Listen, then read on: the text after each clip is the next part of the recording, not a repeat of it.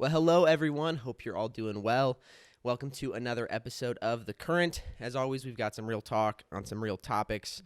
If you were with us last week, then you know we closed out our series on the sacraments. We had a fun conversation surrounding those. But today we're going to transition to a new series. We're going to be talking for the next few weeks about something everybody loves, relationships. We figured, we're getting close to the Valentine's Day time. Love is in the air, and for some people, the hate of love is in the air. And so we're trying to sit down and have a conversation about what relationships look like, not only for us as humans just trying to, handle them, but also specifically, what do we need to think about relationships in regards to our Christian faith? And so we decided to start off with the first week with something that I don't think gets talked about as much. No way. Especially when it comes to relationships. I know in the context of church services, I've heard a lot of sermons on marriage and dating even, but I don't think I've heard a single sermon ever given on singleness. Have you? I think I have, but I would say I've probably heard more sermons like addressing the passage that talks about like slaves and masters than I have about singleness.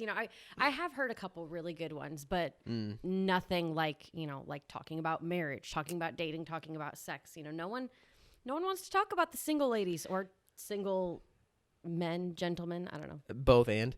Yeah, it is something that gets left behind a little bit. So I think it's a good place for us to start. It's a starting point when talking about relationships because that's how, all of us start off. We start off single. That's when not all of us will be married, but all of us will have to navigate life as a single person, some better than others. So hopefully today we're going to give some thoughts, maybe some advice, hopefully something that can encourage you if you find yourself in the midst of singleness, or also prepare you maybe if you're going to be entering into a season of singleness as well. Mm-hmm. I guess a good place to start might be to just ask ourselves, where does maybe the church get singleness wrong? Where are there need for correction? Excuse me. Well, I would say that there are two big things there. I think one is just the fact that like we don't talk about it, right? We talk about marriage, we talk about relationships a lot, and we make marriage this holy grail. But the other thing I was thinking about is, when we talk about singleness, I think we're talking about at least two, if not three distinct groups of people, right? We're talking about people who are single, who don't want to be, who are like waiting for that special someone. We're talking about people who are going to be single forever and that's how they want it. And we're talking about people who are single because they're out of a relationship, because someone has died, and that's such a diverse, complex group of people. And then we lump it all together. And, when we do talk about them. And so I think we miss talking about them at all, or we don't quite know our audience. I think that's a good point. We can oversimplify and throw everybody into one category of single when, the person that finds themselves, oh my gosh, I can't just wait to get out of this singleness, is in a very different position than maybe someone that's just become a widow or a widower or something of that nature. I think it's a good thing to be sensitive to. I guess as I think about singleness in the church, we're gonna get to and talk about marriage, but part of what I think the problem is with singleness in the church has been how the church has handled its discussions on marriage. So what I mean by that is, like I've said, I've seen lots of conversations about marriage and its importance, all those things. And I think what the church has unintentionally communicated sometimes is that this is the end-all, be-all experience. Like, you've arrived once you've found yourself married. And for those poor, unfortunate souls left, to be single, they're just never going to get to know what life fully feels like. There's a level of fulfillment, happiness, joy to be experienced that they're just not privy to. I don't think that's what the church has been trying to communicate, but I felt as if myself growing up and some conversations I've had with some guys and girls since then that they more or less a bit got that same message too. Yeah, absolutely. And this just occurred to me, but there are so many passages in scripture comparing the role of, the church and Jesus, like it's bride and bridegroom. And so even then, when we place such an emphasis on that of like, we as the church are the bride, are we because we see that relationship as being so sacred, the role of the church and the role of God together. Do you see what I'm saying there? Like, I think we're insinuating maybe something when we emphasize that so much. Yeah. And I think to go back to our conversation on the sacraments, marriage is packed with this rich imagery, theological of, the church and Christ. And so I can see why we'd want to be excited about it. And we still want to be proponents of it. Obviously, we're not Absolutely. here saying that marriage is terrible. Forget about it. It's got its ups and downs, I'm sure. But I think at first, just to start and say that, you can find contentment, wholeness, fulfillment as you are as a single person. Now, I don't mean to say sometimes you get well, I'm just dating Jesus, Oh kind of. gosh, yeah. And that's not necessarily what I'm saying. I'm trying to say that, yeah, you don't lack in your singleness. And that's, I guess, the first thing I'd want someone to hear, whether they're single and don't want to be single, they haven't been in a relationship, or maybe they've recently become single, outside of a decision of theirs, maybe widowed. The first thing I'd really want you to hear is that there is contentment, there is joy, there is peace to be found even in singleness. And that doesn't mean the desire to not be single is bad or wrong. Right. Not at all. But I just don't want us to buy into the lie that you can't find fulfillment outside of marriage. Yeah, absolutely. And on the flip side of that, I'm maybe not the person to talk about singleness. I got married at 23 or something Right. stupid like that. But, I would say I love my marriage. I love my husband. It is so fulfilling, but my fulfillment is never found in him, in that marriage. And when I start trying to find myself within that, things get real ugly real quick. And so I know it may sound trite, and people who are single have heard that before, oh, marriage isn't everything. Like, they both have their pros and cons, but ultimately, single or married, you have to know where your identity is rooted. You have to know who that source of fulfillment is going to be, which is not to say like, oh, like I hate that saying of like, you have to learn to love yourself before you can love someone else. That's right. That's cheesy and wrong for so many reasons. But I hope you understand what I'm saying here. Yeah. I think when sometimes people say, like, you got to love yourself before you can love someone else, it gives off the wrong vibe. Here's what I do say sometimes, and I think maybe is a little bit closer to what they're trying to say, is I say, if you're not happy without someone, you're not going to be happy with someone. Absolutely. And I think this is the second, well, no, really, this is the big part of the lie, to say, like, oh, hey, again, fulfillment awaits you if you can just get married. And I think, again, I can't speak to this. I'm not married myself, but I have friends, I have other people I went to college with who I've heard this story that say, they were kind of let down. It was an overpromise and it underdelivered. They felt like this was supposed to make me happy. This was supposed to kind of fix my problems and my issues. And then they realized, oh, wait, no, it just made them more obvious. Yeah. It gave me more realization of the things that I have to work on. And so if someone's in that stage of singleness, I often want to tell people, like, are you happy and content? Are you finding that? And if your thought is, well, no, I need to look elsewhere to someone else to find that, we're going to put ourselves in some relationship issues down the road. Yeah. I mean, we're always looking for the quick fix for the answer to our problems, whether it's the job, the marriage, whatever. And, it's never what we dreamed it would be. Marriage, again, is great. I'm a huge proponent of it, but there are also some really incredible things that, like, I as a married person am missing out on, right? There's so much, I mean, again, there's beauty in it, but there's so much sacrifice and selflessness that goes into it. But I think it's an opportunity for single people not only to have some of those freedoms, but for me, I kind of have this easy way of, like, I learned to be selfless. I learned to care for another. I learned to demonstrate Jesus's love in this marriage. I think for a single person, you have this really beautiful opportunity to do that wherever you go, whenever you go. You don't have to spend so much time and energy focused on this other individual. Yeah. I think this is a good place to go too. We don't want this to be a marriage bash by any means. And we're going to talk about all the great things about marriage throughout this series too. But I think it's a good thing too, thinking in your singleness,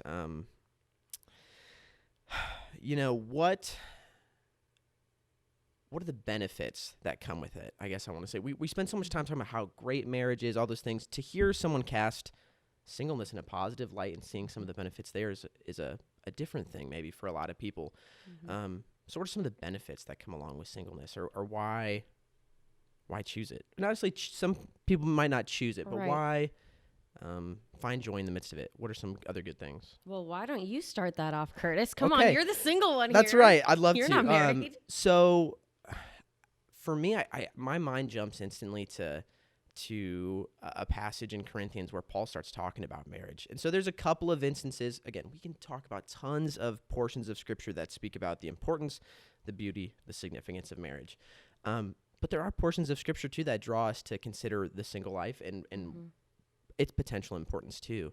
So first, I think of Paul talking a bit like you just said, the person who's married kind of has some divided attention, where the person who's single is able to, fully commit themselves to serving God, or at least this is what Paul says in his mind. And so I think there is something that's good in saying, yeah, this sounds so bad. Like, oh, my interests aren't divided. Like, I don't have to give you attention. But really, and I can think of married people that talk about their desire to want to have freedoms and to do certain things, or people who end up having children who say, oh man, this really affects, my ability to go do X, Y, or Z. And so, again, there's pros and cons to everything, but as a single person, to find joy in a undivided interest, to say like, yeah, where do I go? What do I want to do? I'm unhinged in some sense. I get to run and do as I please, almost. Absolutely.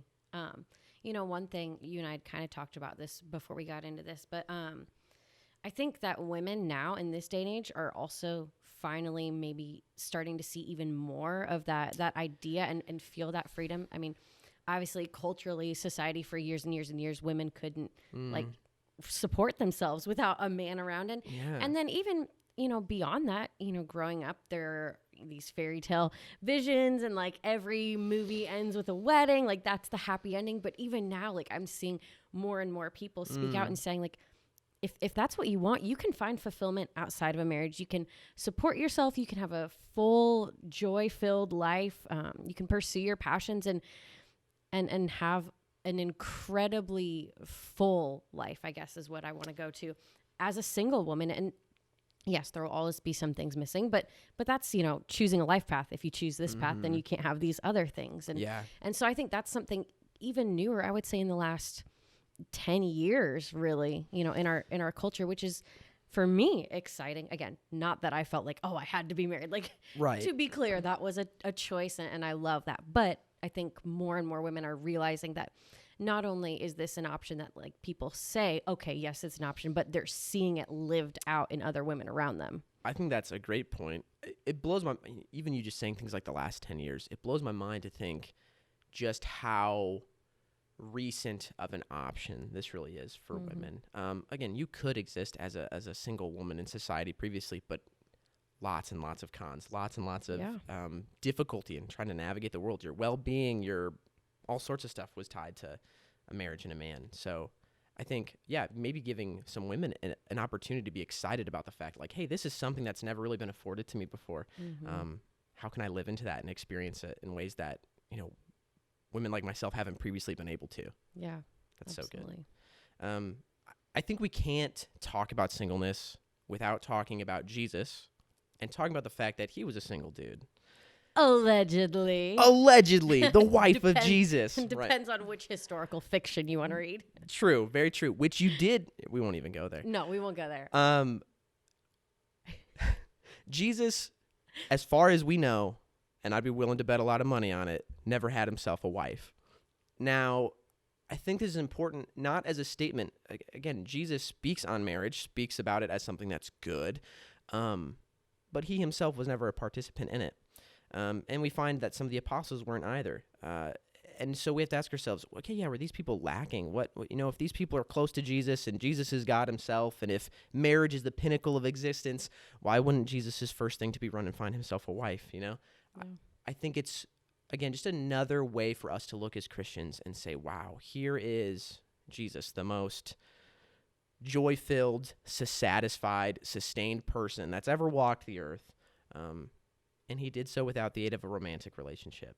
Yeah, and it's incredible. And it's something we talked about before, that freedom where he could just devote himself fully to his ministry, to loving people, to demonstrating God's love and practicing those teachings and helping us to understand that. And I can't imagine, Jesus was only in ministry for 3 years, and I cannot imagine like my husband saying, okay, honey, in the next 3 years, like I'm going to pack up and walk around and like, no, thank you. Like you have things to take care of at home.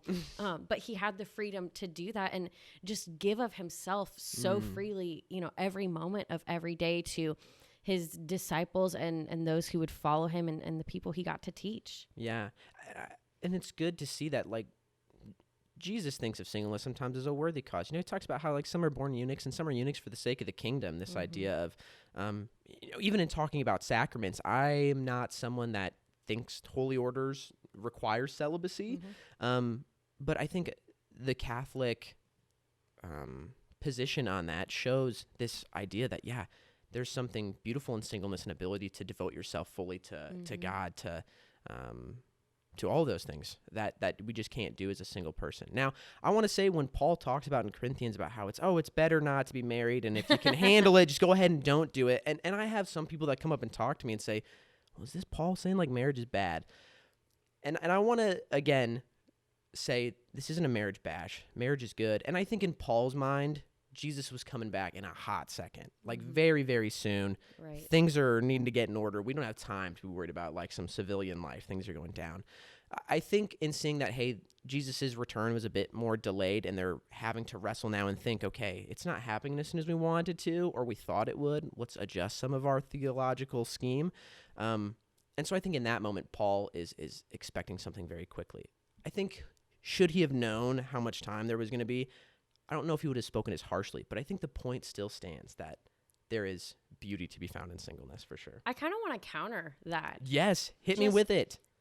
Obviously, like Jesus did not come back in Paul's time. He perhaps did not come back, as quickly as they would have thought. But shouldn't we have that same urgency? And to kind of like play the devil's advocate, I look at, teachers like Francis Chan. Okay, he's married, but he has a very radical life where like they gave away like all their possession, like they've done some crazy things that make you kind of scratch your head a little bit when you think about, oh, that doesn't really fit the mold of society and like our culture. But when you look at Jesus's teachings, like it's very convicting for me because maybe that is the radical life we're called to. Again, not that I'm saying like you need to leave your husband, not that I'm saying marriage is bad, but some of these more radical ideas, if we believe that Jesus could come back at any moment, shouldn't we be acting the way we would want to be acting when Jesus comes back? To be ready, tells us to be ready. He comes like a thief in the night. I think definitely true. We want to be living in a way that's expecting that to be coming about. And so,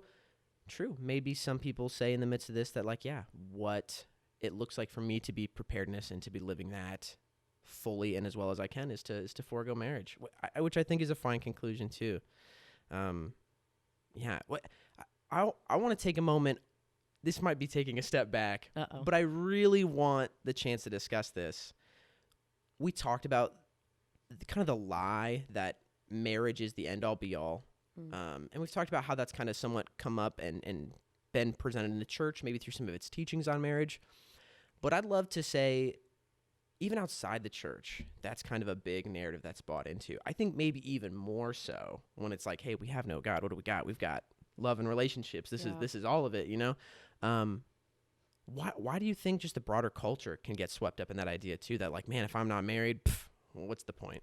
Oh gosh, don't ask me to analyze our whole culture. I think that there are a couple things at play here. Just for us in general, I think we're seeing so much of that in our media. I talked about, the last 10 years, like this option, but I think about the movies I watched growing up, the Disney movies I watched growing up. The first Disney princess movie I saw that didn't end with a wedding was Frozen. Yep. And she found out that her love was her sister, which was beautiful and profound. And I know we all got sick of hearing Let It Go, but it really was. It was a big deal for our culture. And I think there's that. I think we are created, I would say, as a worship pastor, like longing for someone to be in relationship with, knowing that there's a response. And when we don't know how to respond appropriately, which again, I would say is responding in worship to our Creator. But when we have that longing, we don't know who we're responding to, what the appropriate response is. We look for fulfillment in other people and other things. And God created us for a relationship. Like that is why he created us, to be in relationship with him. Like that's it. That's the purpose. Like he didn't create us to be like his little playthings. Like we are for relationship. And when we are missing that relationship with God, we look for that love, that fulfillment elsewhere. And so instead of God being our God and being the ultimate, it becomes, okay, well, love is my God. Sex is my God. This intimate relationship with these other men and women is my God. And again, relationships are beautiful things. And I think we are at our most Christ-like when we are in right relationships with each other. Yep. but that's not the end all be all. Exactly. And I love to say at the base, we're people who are made for a relationship, right? We're made to love and to experience love. That's what we're searching for.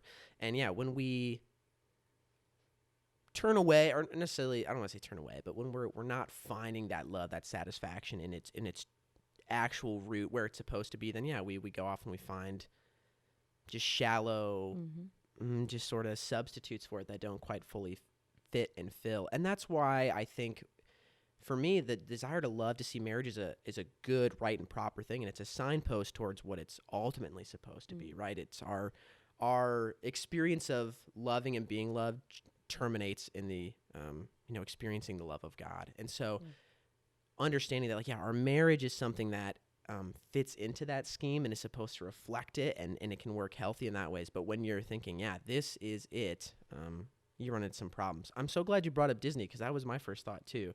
And I didn't know if that was a bad. Yeah, I thought Disney, and I was going to mention Frozen as well. And then the other thing I think about too is Hallmark movies. I don't know why that always comes to my mind.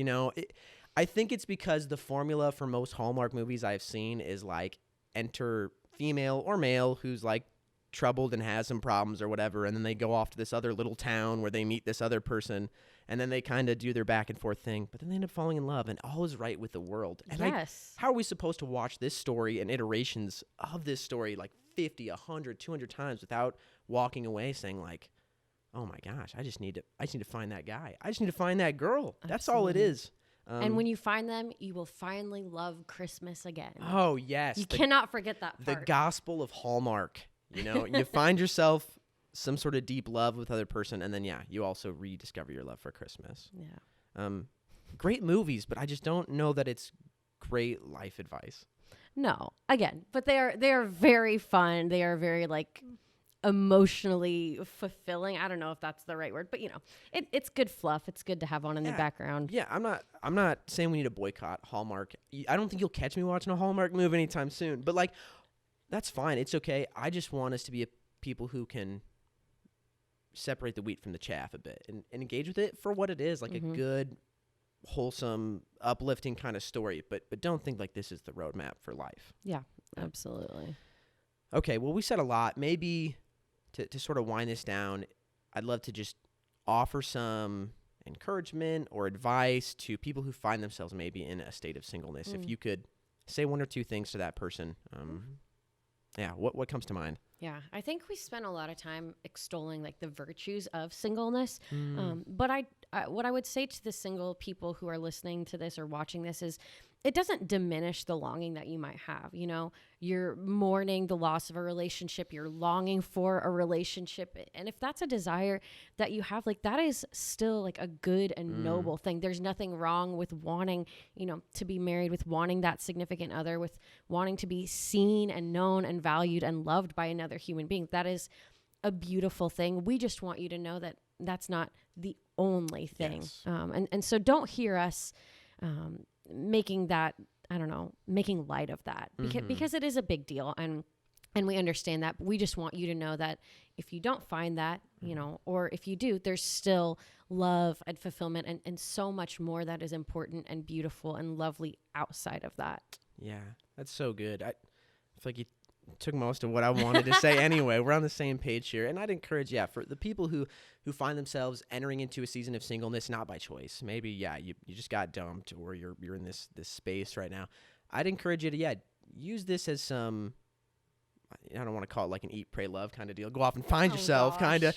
But I would say, to go back to, hey, if you're not happy without someone, you're not going to be happy with someone. So here's some time to just take some personal inventory, figure out what's going on. And find yourself maybe for the first time being fulfilled outside of a relationship. And I think when you're in that space, it makes relationships all the more beautiful. When it's two people who are saying, I'm not in this because I need from you my security, my satisfaction, but two people who say, I'm a content whole person, and so I can just freely give here. I think that's when it's its most beautiful. So I wouldn't want to say forget relationships. I'd want to say put yourself in a place as best you can where you can find healthy and thriving relationships on the other end of this season of singleness. And for those of you who are saying, I just don't feel drawn to marriage, I'm not sure, I'm not sure this is for me. I want to encourage you in saying that that's a perfectly valid thing too. You're not going against the grain, or you're not weird or strange or broken. That's an okay and healthy decision too. And so there should be room and space for you in the body of Christ to be and exist just as you are too. Absolutely. Yeah. Okay. Singleness. Well, now that the marriage bashing is over, the next couple weeks, we're going to just lift it up, talk some great things about it. We're going to be talking marriage next week. So for those of you who are excited to hear our thoughts about that, be sure to tune in again next Friday. And as always, take some time to like, comment, subscribe, all the fun podcast stuff. It really helps us so much, helps us broaden our audience too. So thank you for doing that. Otherwise, we'll be here same time next week. Yeah. We'll see you then. Grace and peace.